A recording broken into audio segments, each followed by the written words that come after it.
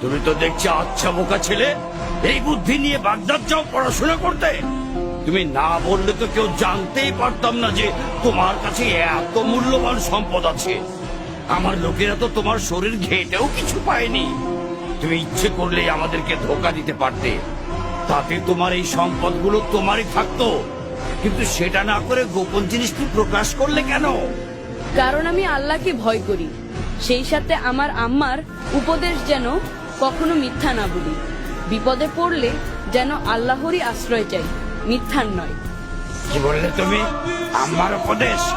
বিপদও মিথ্যে বলা যাবে না। না, কারণ আল্লাহ যদি ইচ্ছা না করেন তাহলে মিথ্যা বলেও আমি রেহাই পাবো না। তাই আমি তার কাছেই নিজেকে সঁপে দিয়েছি, মিথ্যার কাছে নয়, তোমাদের কাছেও নয়। আর আমাদের নবী বলেছেন, মিথ্যা হলো সকল গুনার মা। মিথ্যাবাদীকে আল্লাহ কখনো ভালোবাসেন না। সামান্য এক বাক্য মিথ্যায় তুমি তোমার কষ্টের জমানো সম্পদটুকু রক্ষা করতে পারতে। আমি বরং তার চেয়ে বড় সম্পদ রক্ষা করেছি, সেটি হলো সত্য, মহান আল্লাহর হুকুম আর আমার মায়ের উপদেশ।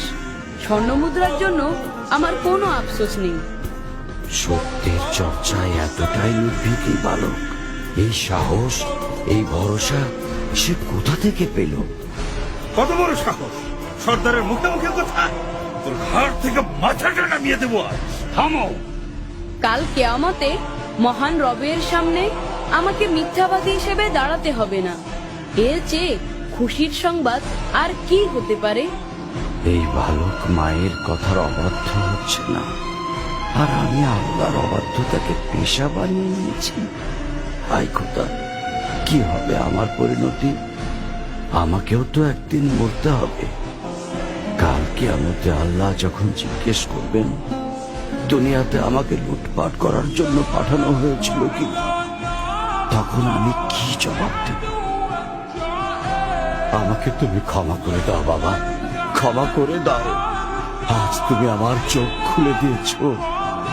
কত শত মানুষকে আমি লুণ্ঠন করেছি, তাদেরকে পথে বসিয়েছি, পদে পদে আল্লাহর হুকুমের অবাধ্য হয়েছি। তুমি আমাকে সঠিক পথে তুলে দাও। সঠিক পথে তুলে নেবেন আল্লাহ, ক্ষমাও করবেন আল্লাহ। আপনি শুধু তার কাছে তওবা করুন আর প্রতিজ্ঞা করুন যে ভবিষ্যতে কোনো দিন আল্লাহর অবাধ্য হবেন না, ডাকাতি করবেন না, লুটতরাজ করবেন না। এই